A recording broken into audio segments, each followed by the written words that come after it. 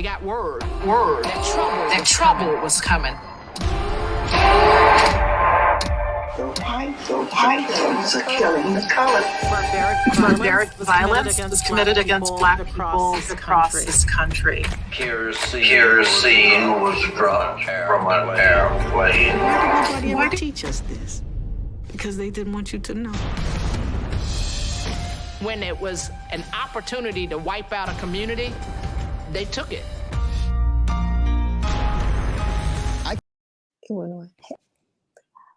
Wow. Deneen, I think I saw a preview of that because I saw some people in there that I knew, but this is a great film that you're working on. Let me properly introduce you though first.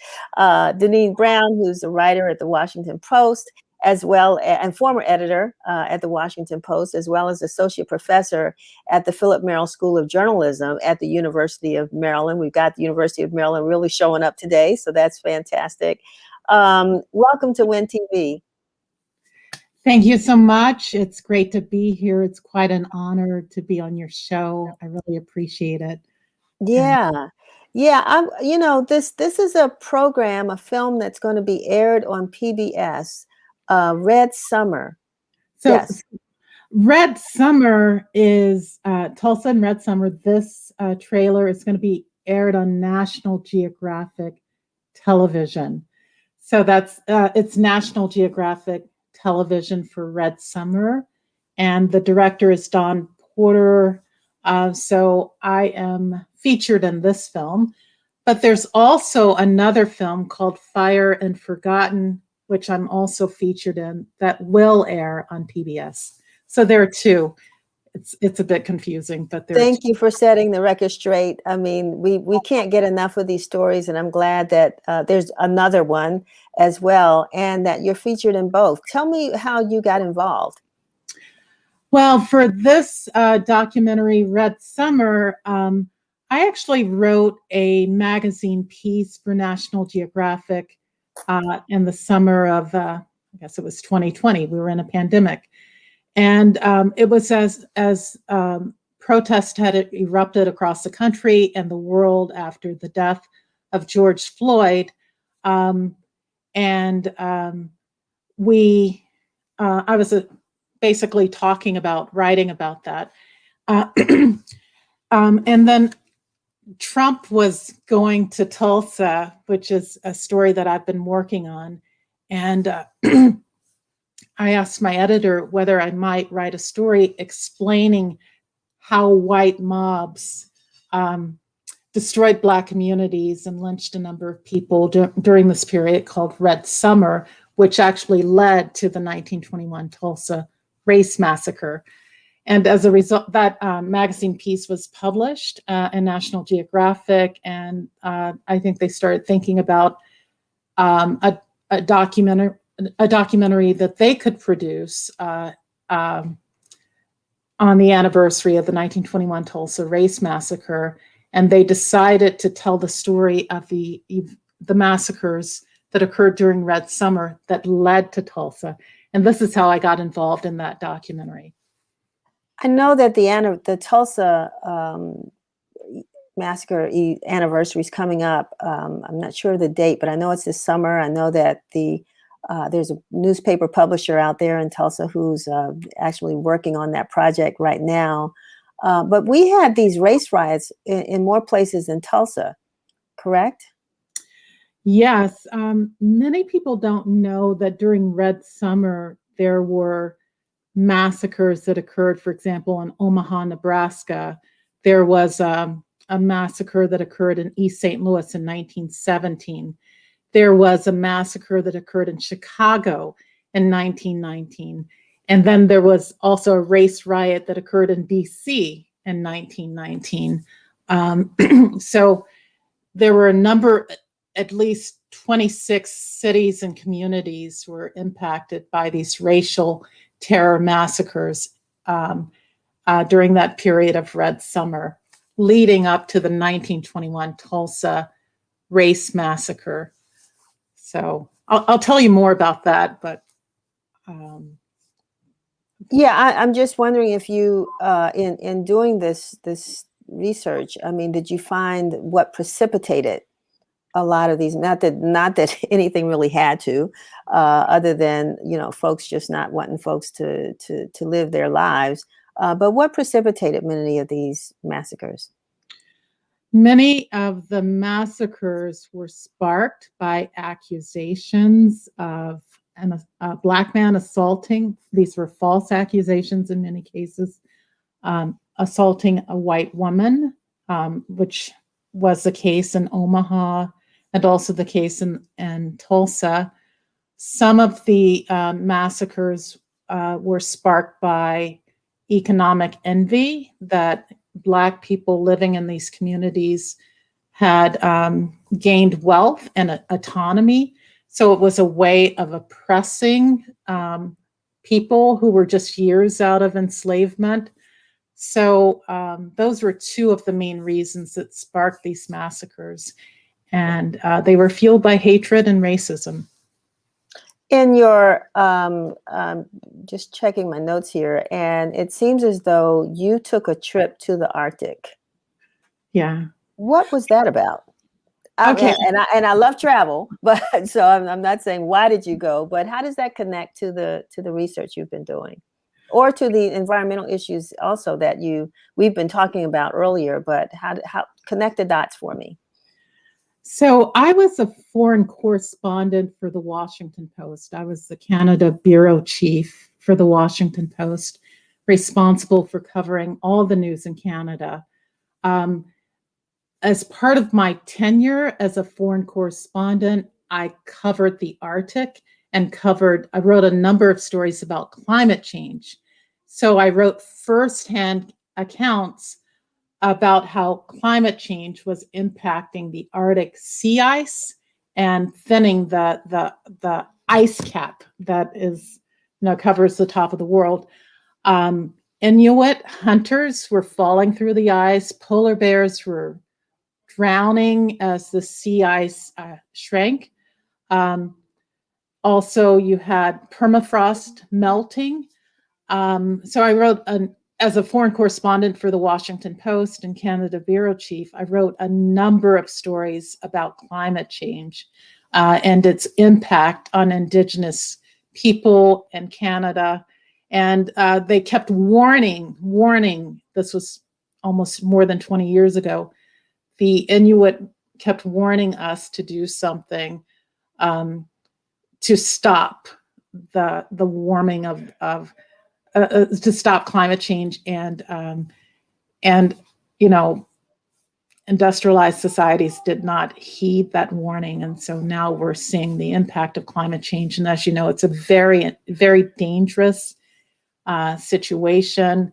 And many of our communities, Black and Brown communities, are impacted first by climate change. As your previous guest mentioned, this whole issue of environmental justice hits us hard. So again, I wrote these stories as a foreign correspondent for the Washington Post. It was incredible to travel in the Arctic. My first assignment, I often tell my students that my first assignment as a foreign correspondent was to travel from DC to Toronto to Edmonton to Yellowknife, where I saw 24 hours of daylight. And then I landed in Resolute, which is a tiny village, which looks like a dot on the top of the map. And this is like a camp where Arctic explorers take off from. So there I was in Resolute, where for about 2 or 3 days, I waited for an icebreaker to come pick me up so that I could take a trip through the Northwest Passage to write about how the Northwest Passage was melting. And it was just an incredible, incredible experience being in the Arctic. And I often say to people, go. If you can travel to California, get on a 5-hour flight or 8-hour flight, however long it takes you to get to California, you could get to the Arctic in 8 hours. Oh. And it's such an incredible experience. Yeah, it sounds like it is. And it again, as I said before, it's a wonderful um, thought that individuals like yourself or that look like me and others, are having that experience and are telling those stories. Because again, as I said, someone in our call our show last week said Black folks have been involved in environmental justice for forever. And so, but now to be able to actually visit places and tell those stories about what's happening to the environment, and also, with these in our communities historically, what's been happening.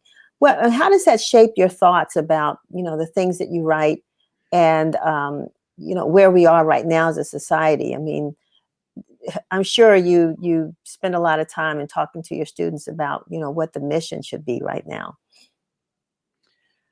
I tell my students that our mission as journalists is to pursue the truth, and tell the stories of people who often may not have their stories told in the newspaper. That has been my mission as a journalist for more than 35 years, is to tell the stories of our people, to get their voices in the paper. In fact, when I was working for the Metro section of the Washington Post, I love to do street reporting where I go out and capture what I call the wisdom of Black people in DC and get their stories in the newspaper and the way they told stories. It was very much like an anthropological study. It's very much like Zora Neale Hurston going into the South and capturing the stories and the tales. I wanted to do that as a journalist at the Washington Post and get those voices in the paper, on the Metro page and on the front page. And that's what I continue to do. I write stories now about Black history for a blog at the Washington Post called Retropolis. And it's a really successful blog. And I was on a team of reporters where our assignment was, when something happens in the news, you immediately dive into history, like literally dive into history and research history on deadline.